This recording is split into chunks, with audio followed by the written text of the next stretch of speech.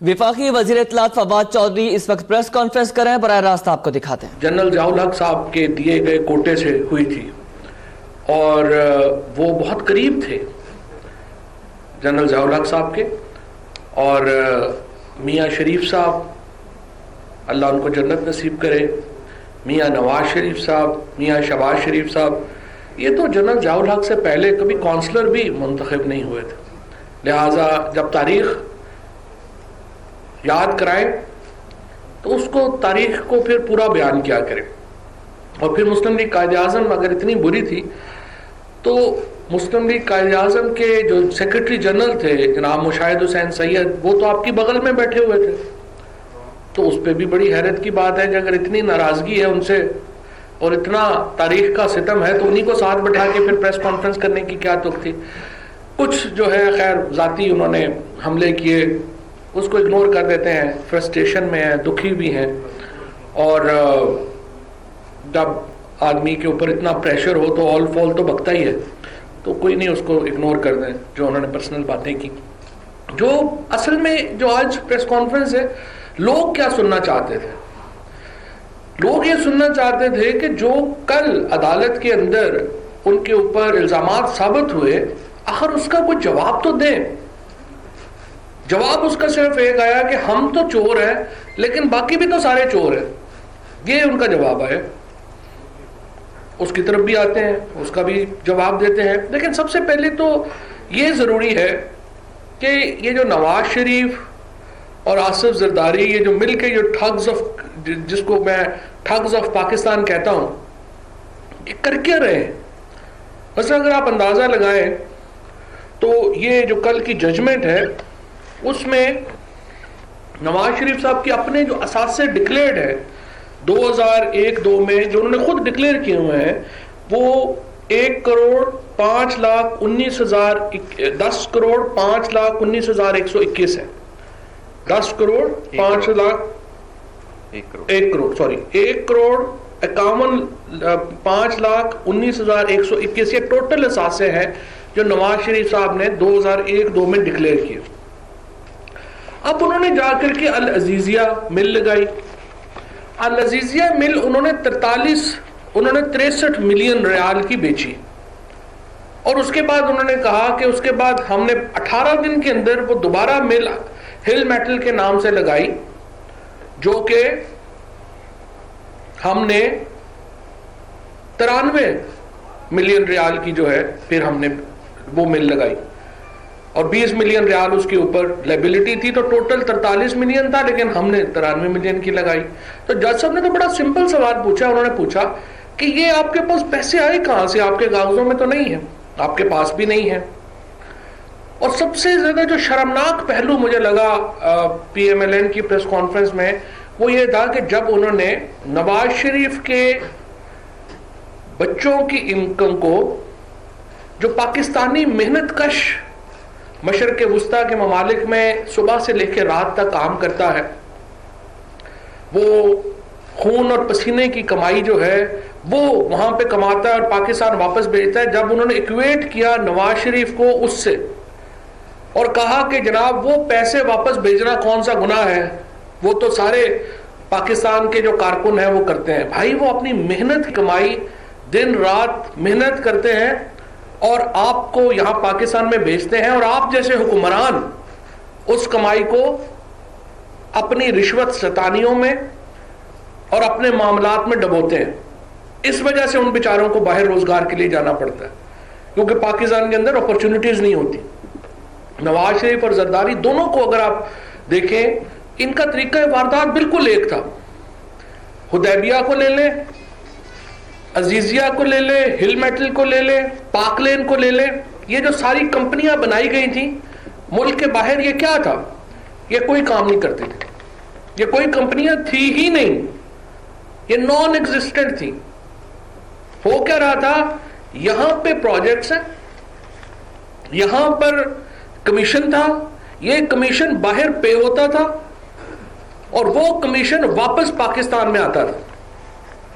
सिर्फ एक कारोबार था इनका, वो था कमीशन खाना, चाहे वो नाली के ठेके का पैसा हो, چاہے سڑک کے ٹھیکے کا پیسہ ہو, چاہے ہسپتال کا پیسہ ہو, چاہے اسکول کا پیسہ ہو, چاہے غریبوں کو سبسڈی دینے کا پیسہ ہو, ہر پاکستان میں جو پروجیکٹ ہے. اور ابھی میں منسٹر صاحب سے بات کر رہے تھے منسٹر صاحب کہ شاید یہ دنیا کی سب سے بڑی منی لانڈرنگ نیٹ ورک سے جو یہ دونوں فیملیز مل کے چلا رہی تھی. اتنا بڑا ملک ہے پاکستان, اس کے اندر بڑی سمپل بات ہے. لوگ تو پوچھنا آپ سے بڑی سمپل بات ہے. دیکھیں جاتی عمرہ آپ کا 100 ایکڑ میں بنا ہوا آپ کا گھر ہے, 700 وہاں پہ ملازم ہے, 10,000 روپیہ بھی اگر تنخواہ ہو, آپ کے ایسٹس تو بتاتے ہیں آپ کے پاس پیسے نہیں ہیں ان کو تنخواہ دینے کے, وہ کہاں سے ان کو تنخواہ دی جا رہی تھی؟ یہ جو سعد رفیق ہے یا شہباز شریف ہے, ان کی جو لیونگ سٹائلز ہیں, ان میں سے سب کے پاس بلٹ پروف گاڑیاں ہیں مہنگی ترین, ان کے پاس ایک نہیں, دو نہیں, 10 گھر ہیں. ان کا لاہور میں علیحدہ گھر ہے, مری میں علیحدہ گھر ہے, لندن میں علیحدہ بلینز آف ڈالرز کی جو ہے ان کے بیٹے کی اکویٹی ہے. تو عدالت تو یہ پوچھ رہی ہے آپ سے کہ جناب آپ ہمیں بتائیے آپ کے پاس اتنا بڑی جو پیسے ہیں آئے کہاں سے ہیں؟ اور آج یہ جو سارے چہرے وہاں پہ بیٹھے ہوئے تھے ان کا اپنا بھی یہی حال ہے. اس لیے وہ لوگ جو ہیں وہ, ہم جس طرح پنجابی میں کہتے ہیں نا, روندی یارہ نو لے لے نہ پراواں دے, ان کے معاملات اور ہیں. یہ سنا کسی کو رہے, ان کو فکر اپنی پڑی ہوئی ہے. وہ جو پرائم منسٹر صاحب نے کہا تھا نا کہ یہ جو میں چہرے دیکھتا ہوں پیچھے جو پریس کانفرنس میں بیٹھے ہوتے ہیں, یہ ان کے لیے نہیں, اپنے لیے چیخ چنگاڑ مچائی ہوئی ہے انہوں نے. اور جب ہم پاکستان کو پرائم منسٹر عمران خان اور تحریک انصاف یہ مینڈیٹ لے کے آئے ہیں, ہمارا یہ مینڈیٹ ہے کہ ہم نے احتساب کرنا ہے, ہمارا یہ مینڈیٹ ہے کہ ہم نے چوروں کو پکڑنا ہے. آپ یہ بار بار کہہ دیتے ہیں کہ فلانے کو کیوں نہیں اریسٹ کیا, آپ نے علیم خان کو کیوں اریسٹ نہیں کیا, آپ نے بابر اعوان کو اریسٹ نہیں کیا, آپ نے فلانے کو اریسٹ نہیں کیا. آپ نے نواز شریف کو بھی اریسٹ نہیں کیا.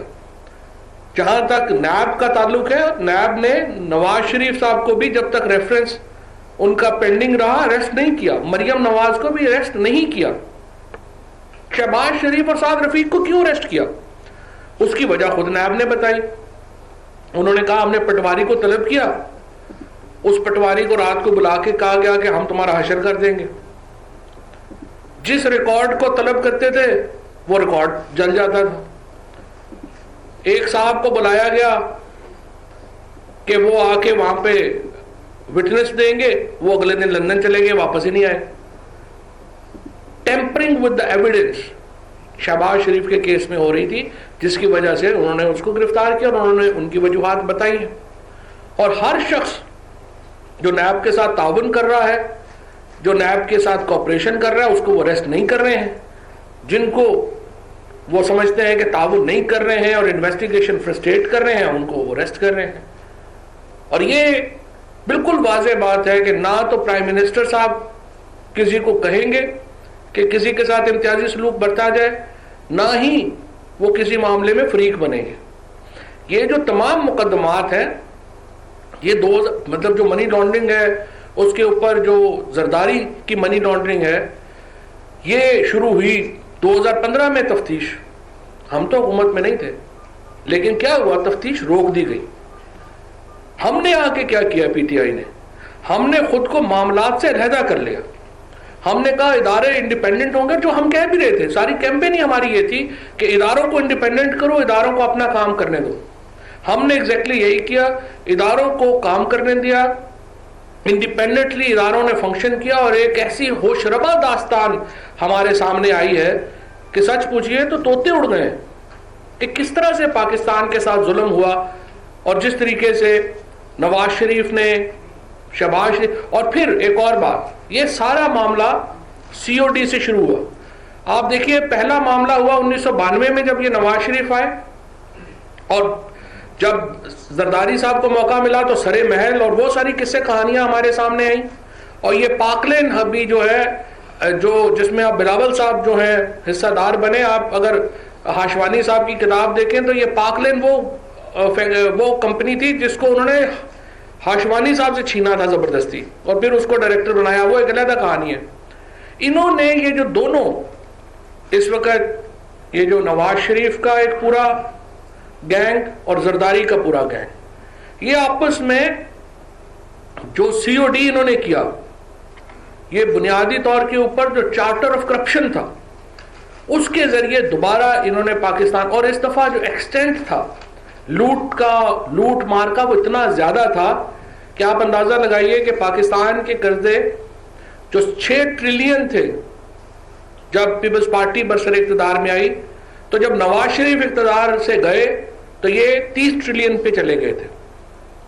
آپ اندازہ لگائیں کہ 24 ٹریلین کا اضافہ ہوا پاکستان کے قرضوں میں جب ان دونوں نے ایک 5 سال لگا لیے.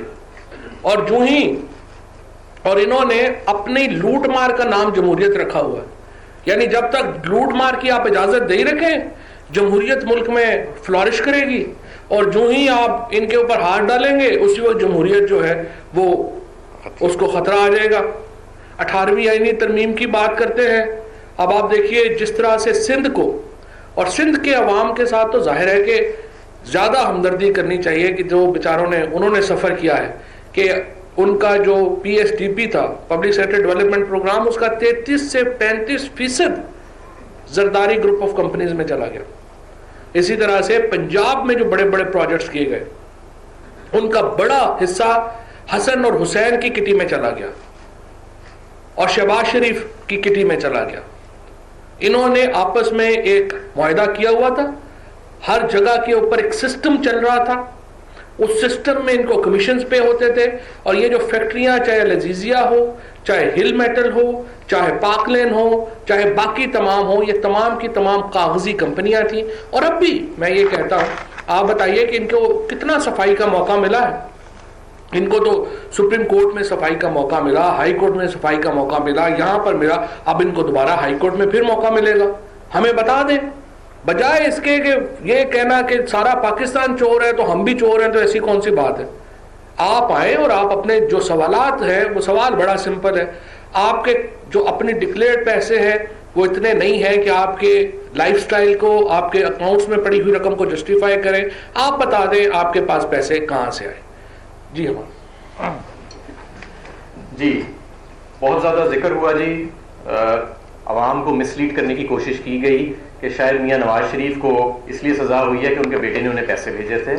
اگر آپ دستاویزات دیکھیں, ججمنٹ دیکھیں تو ایسے نہیں ہے. وہ رقم, یہ کمپنیاں العزیزیہ اور ہل میٹل, 88% ان کا پروفٹ نواز شریف کو بھجوایا گیا, اور باقی جو 10 آپ کو دکھا رہے ہیں وفاق کی وزیر اطلاعات فواد چودھری اس وقت میڈیا سے بات کر رہے ہیں. ان کا یہ کہنا تھا کہ مسلم لیگ نون کے رہنماؤں نے جو پریس کانفرنس کی ہے وہ اپنے دفاع میں کی گئی ہے, لیکن مسلط کی گئی کرپشن کو ختم کرنا ضروری ہے. علیمہ خانم جو کہ کبھی ایک پبلک آفس ہولڈر نہیں رہی ہیں, انہوں نے اپنی money trail supreme court of Pakistan میں جمع کرائی. ہاں, انہوں نے وہ اپنے پاکستان کی ٹیکس ریٹرن میں پاکستان کے قانون کے مطابق پراپرٹی ڈکلیئر نہیں کی, جس کا ان کو پینلٹی بھی دینی پڑے گی, اور پاکستان کے قانون کے مطابق وہ تمام ٹیکس اور جرمانے کی رقم ادا کرنی پڑے گی. اگر وہ منی ٹریل نہ ثابت کر سکتی جو کہ انہوں نے کی, تو پھر ان کے ساتھ بھی یہی حشر ہو رہا ہونا تھا جو آج ان کے ساتھ ہو رہا ہے. اب میں آپ کو ذرا بتانا چاہتا ہوں کہ یہ جو منی لانڈرنگ دنیا کا سب سے بڑا نیٹ ورک ان 2 خاندانوں نے چلایا ہوا تھا, اس سے ہماری معیشت کو اور عام آدمی کو کیسے نقصان پہنچا. پی ایس ڈی پی یعنی وہ رقم جو حکومت خرچتی ہے پینے کا صاف پانی دینے کے لیے, ہسپتال بنانے کے لیے, اسکول بنانے کے لیے, اس کی مد میں سے بہت ساری رقم جو ہے وہ کمیشن کی صورت میں بیرون ملک منتقل کر دی جاتی تھی.